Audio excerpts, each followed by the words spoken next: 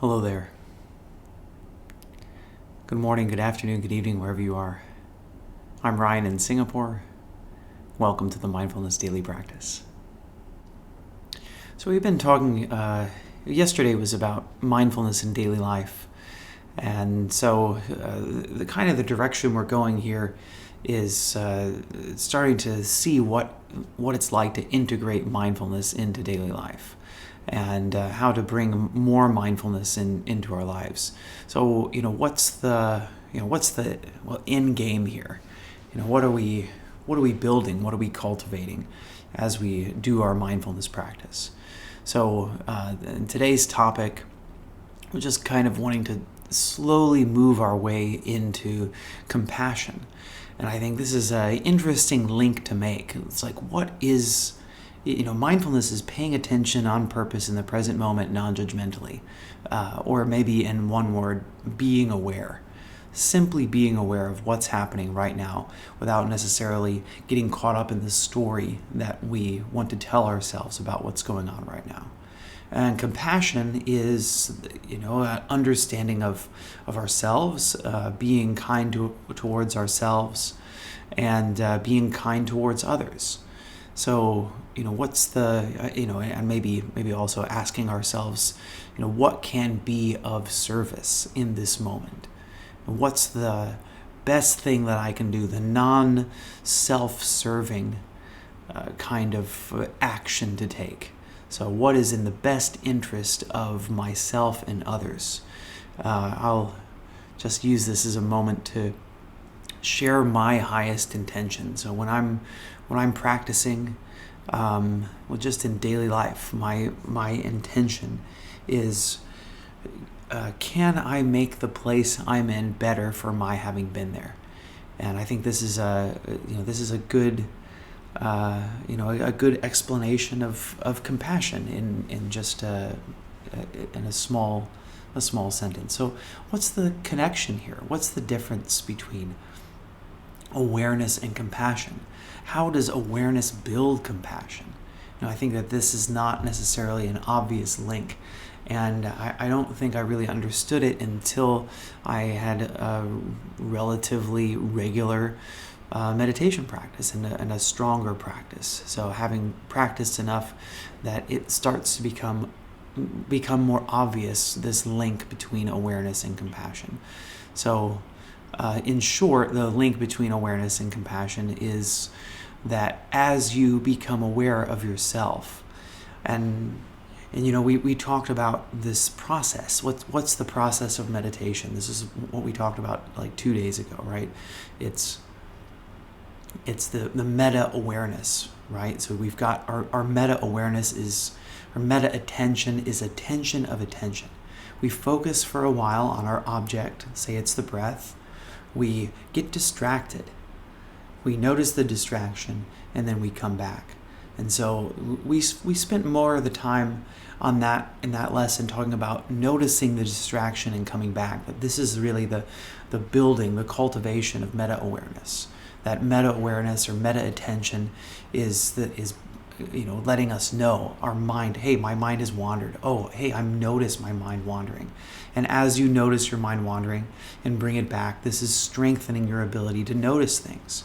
So as we become stronger in noticing things, as we start to observe these distractions more, you start to notice what's the nature of these distractions, and what part of me is associated in these distractions, and how disturbing are these distractions.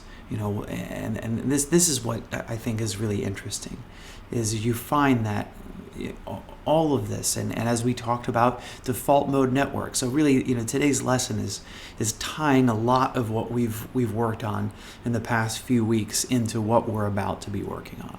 So, your default mode network is all about thinking about myself, thinking about how things are related to me. How is this related to me?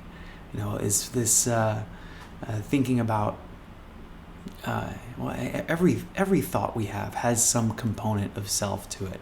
I like this. I don't like that. I wish this would go away. This is scary. I wish I didn't have to do that. All the time, thoughts have a me component to them. And so this is where the foundation of compassion comes. So as we start to notice the me component of my thoughts, and so each time during meditation we're distracted, and we start to observe clearly, and I think this is an important part of that 4-step process.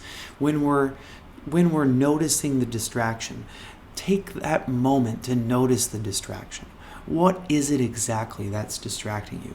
Because there's information there. You have this opportunity to learn about yourself, because your conscious mind, you're trying your best to stay focused. You're trying your best. Your intention is staying on the breath, staying on the object of meditation. But you find that you can't do it, that something is coming up. Something is distracting you, and that is one of your thoughts. And so these thoughts tend to be bubbling out of subconscious. Right? It's this kind of like, it's, as we're meditating, it's simmering the pot. As the pot simmers, the bubbles come up to the surface, and the bubbles can be all kinds of interesting things that are going on for us. Things that we didn't even know were bothering us begin to bubble up. And so as we meditate, as we see our distractions coming up, we learn about ourselves, and we learn about our human failings. We learn about some of the weird things that are distracting to us, the things that are unpleasant, the things that cause us difficulty. And through this, as we learn about ourselves, we can begin to be compassionate to ourselves and recognize that these are normal human thoughts, and that these are things, and let's look at this definition of mindfulness again. The last piece of the definition, paying attention on purpose in the present moment, non-judgmentally. So as we see this stuff happening, is it possible to bring it this attitude of kindness, this attitude of non-judging? Because you're not in control of your thoughts anyway. Whatever it is that's coming from your thoughts, where your thoughts are coming from, who knows? That's why it's kind of like, this concept of bubbling up from the surface. It's like we're simmering some thick liquid, and as we get to the right temperature, these bubbles are slowly coming up to the surface and popping, and you go, oh wow, here's this thought. So we're going to get into the meditation here shortly. But what I want to do to help kind of tie all of this together is read one of my favorite pieces from Mindfulness in Plain English by Bhante Gunaratara, and hopefully this can help to tie this together. Meditation is called the Great Teacher. It is the great cleansing crucible fire that works slowly through understanding. The greater your understanding, the more flexible and tolerant you can be. The greater your understanding, the more compassionate you can be. You become like the perfect parent or an ideal teacher. You are ready to forgive and forget. You feel love towards others because you understand them, and you understand others because you have understood yourself. You have looked deeply inside and seen self-delusion in your own human failings. You have seen your own humanity and learned to forgive and to love. When you have learned compassion for yourself, compassion for others is automatic. An accomplished meditator has achieved a profound understanding of life, and he inevitably relates to the world with a deep and uncritical love. Meditation is a lot like cultivating new land. To make a field out of a forest, first you have to clear the trees and pull out the stumps. Then you till the soil and fertilize it. Then you sow the seed and harvest the crops. So, this is how we begin to cultivate compassion, is through self-understanding and self-awareness. So welcome everybody. We're going to go ahead and get into our meditation. And again, today we're going to do a sitting meditation, and so this is that opportunity to observe that 4-step process. So today, the real focus is this top piece. So focus on the breath, focus on the object, stay focused, stay focused, stay focused. Oh, okay, I'm distracted. Notice the distraction. See what it is that's distracting you. And then bring your attention back. Come back to the breath. So get comfortable. Settle into your posture today.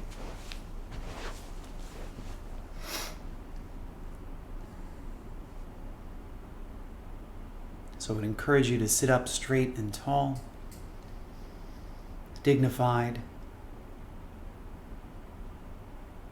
We're not just here to relax. We're here to focus the mind and learn about ourselves. So connecting with your highest intention, what is it that brings you here today? And for me, I'm just hoping that wherever I am, the place that I'm in becomes better for my having been there.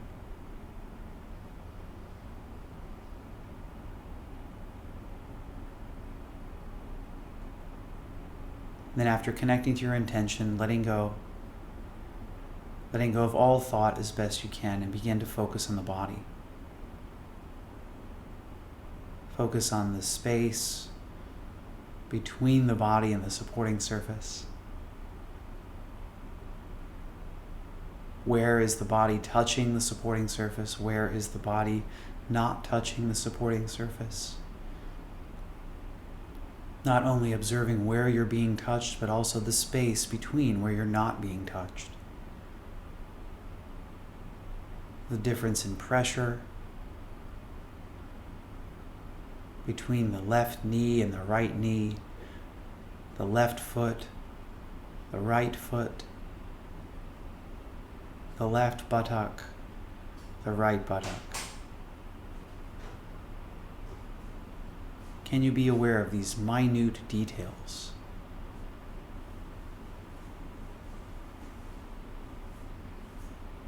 So calibrating awareness, seeing if you can turn up your resolution dial to 11 so that you can notice all of these little tiny details in the physical sensations of sitting here.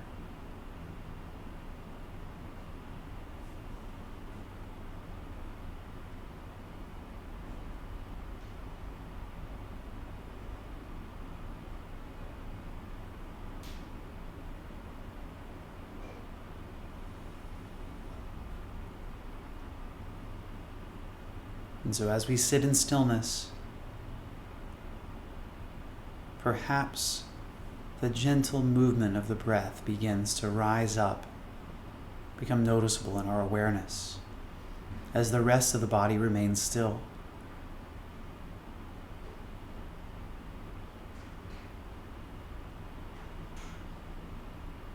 Can you feel the expansion and the contraction of the abdomen as you breathe? Can you feel the expansion and contraction of the rib cage?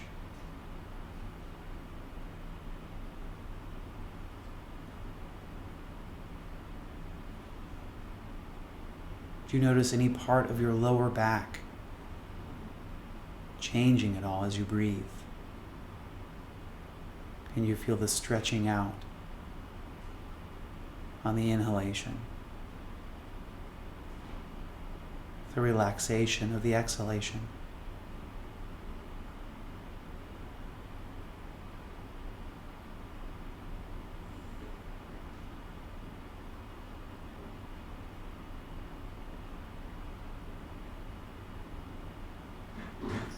So holding our focus here as best we can, finding the breath, observing the breath with this high resolution awareness.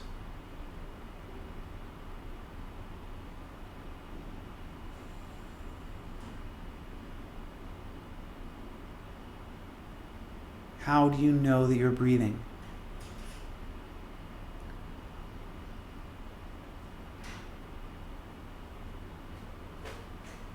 So feeling those symptoms of breath. Those indicators. Even noticing the nostrils, air moving through the nose. So now, as best we can, keeping our attention focused on the breath.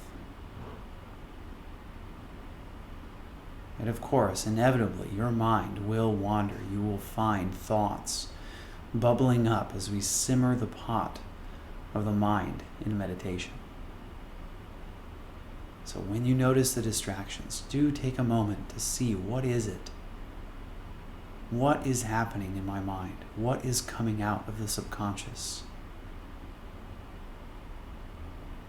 So there's no need to try to think anything. Don't worry, those thoughts will come. So for you, your job is nothing more than to focus your attention fully on your breath. Now, who knows, maybe you'll stay focused for the entire meditation today. But if not, if thoughts start to move forwards in time or backwards in time or in fantasy, just notice, observe where the mind went, and then come back to the breath.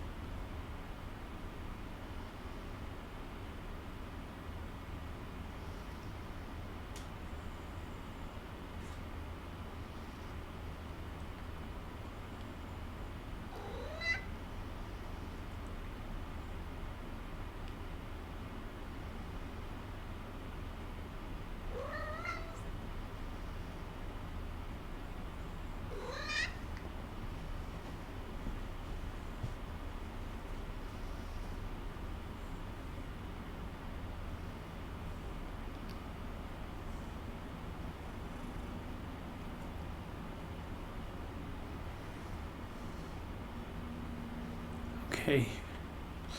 Our time's up. So we'll end our practice with 3 rings of the bell.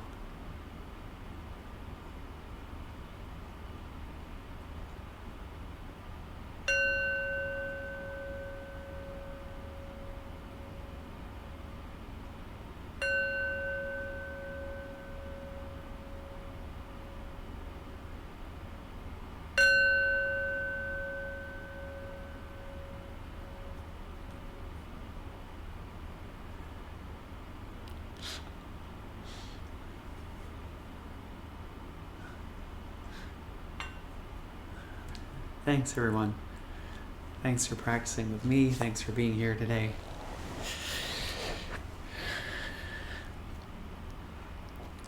How did your practice go today? What did you notice? Did you notice any thoughts? Did you notice any distractions? It's really funny. I think, is it possible our cats like psychic creatures? I think like it seems like the moment that I write in the chat, the next 8 or so minutes will be in silence. Like as Frank comes up and says, "Nope, no, I don't think it's going to be in silence." And so, if Frank happened to be a distraction for you, did you notice any thoughts going around that distraction? I certainly did. I recognized what was I doing. A lot of what I was doing in those moments that Frank was meowing was fast forwarding to this moment, fast forwarding to now, thinking about what I was going to say when the meditation was over. What am I gonna? And again, this wasn't what I was choosing to be doing. It's just what was coming up. Just found myself thinking, like hearing Frank meowing and being distracted by it, and thinking about everybody here that's meditating, and kind of laughing to myself, but also thinking about what I'm going to say now. And did you find yourself thinking something? Did you open your eyes? Did you watch Frank as he's walking around? And realizing what degree of control did you have in those times. So just gonna have a look at the chat now. I know, he's so ridiculous, really cute. Yeah, definitely the cat. Yeah, very, very distracting.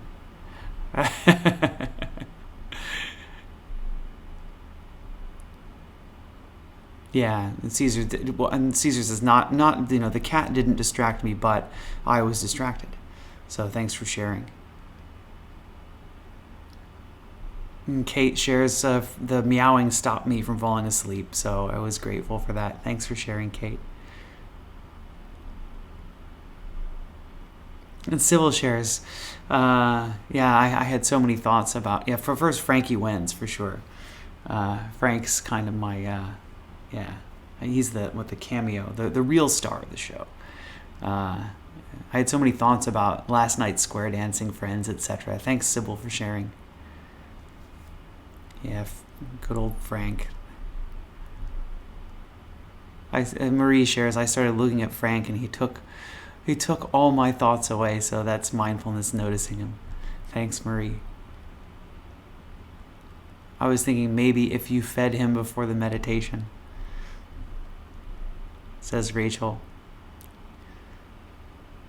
Yeah, Frank, he knows. Frank knows. Everybody. He's just wants to get some attention, that's all. Barbara shares, I heard Frank's noise and your silence and used Frank's noise as a reminder for me to check to see if my mind had wandered. Thank you, Sarah. Yeah, what was I doing in response to this Frank's nudging me and stuff? Suzanne says, any external noises, I just kept reminding myself to center inside and not be distracted, so try to bring myself before I became too distracted. Bring myself back before I came too distracted.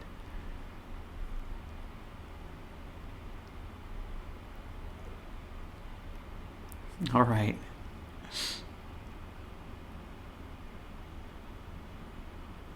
Thanks, Oleg, for sharing. Wish you all the best. That's quite scary. Earthquake today. Yeah, what happened in the middle of the night? I woke up and something was going on here that upset me, and I found that I wasn't able to sleep for an hour afterwards, and I think it was a bit frustrating because I knew it. I knew that thing, that bothersome thing, was going to keep me awake, and I think that made me frustrated. Like, why don't I have control over my mind? Why are my distracting thoughts so distracting that I can't sleep? And I knew it, and I think anything that can be anything challenging, any strong difficulty, especially when we're concerned about ourselves and others and those like us, can be really hard, and can be hard to not have the mind wandering around. And so, observing that again, this is, this hour that I was awake, I knew it was going to happen, and I guess maybe some frustration that I can't control my mind, that I don't have full control over my mind. But at the same time, this is education, right? This is learning about myself, and can I, be compassionate towards myself in whatever the situation is, and be accepting. Hey, I know I'm not going to be sleeping for the next hour because of this distracting thought. And who knows, maybe through time, through practice, we get better at it, and we're able to let go, and we're able to be at peace, and we're able to, what's the point of being at peace? There's one reason, besides the fact that, this is what all humans kind of strive for, happiness and peace, is that we can be at our best. If you're going to go and do something to help people in an earthquake situation, the best, or whatever situation, right? The best thing for you to do.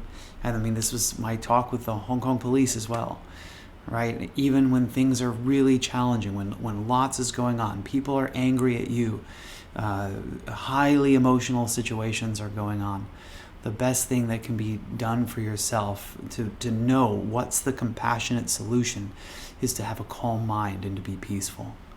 And so this really is that, this is really that part of practice. Can I be peaceful, and out of my peace see with these fresh, clear eyes what can be done? What is the most compassionate solution possible? Thanks, Oleg, for sharing. How did I get back to sleep? Time. Just lie there, focus on my breath. I did spend some time focusing on my breath, even though I knew in that time, like no amount. I was agitated. I knew that I knew that the hormones had already been released. My stress hormones, and I know that even if I focus on my breath, or even if I have things that I want to do to bring me back to sleep, that it just takes time for those stress hormones to dissipate. So I tried a few techniques just to calm down, and not with really the hope to fall asleep. I did find myself a few times being frustrated that I couldn't fall back asleep, which of course makes sleep even farther away. So just time, if you're struggling with insomnia, of course the solution is that going to sleep involves letting go. It doesn't involve trying to go to sleep, because this of course makes sleep farther away. So calm your mind, practice some mindfulness. Maybe it will help, but your body, the state of your body and the state of your mind is the way that it is. Thanks for asking, Marie. And thanks everybody for being here today. As we begin to move into our series about compassion, let's wish ourselves well and wish well for all of humans. And yeah, and Caesar says, relaxing can be difficult, and I do always try and say, the key to relaxation is don't try to be relaxed. If you find tension in your body before you start your meditation, just take a moment to notice the tension. Don't try and make it go away. Just observe it. Maybe the tension through observation goes away, maybe it doesn't. Okay, so follow along if you like. May I be happy and peaceful. May everyone watching, listening right now, wherever they may be, I wish them all happiness and peace. May all human beings, all sentient life across the universe, may we all be happy and peaceful. Thanks, everyone. See you tomorrow as we begin to go into our series on compassion. And by the way, I am moving to my new home soon, so there may be a gap of a few days. So I have meditations scheduled through Saturday morning, Singapore time. There was probably going to be a little bit of gap there as I get my internet set up and get everything set up in my new home. Also, as I figure out what time is going to be the best time. So we might be a bit later than 5:10 a.m. So I'll keep you guys posted. See you next time. Bye-bye.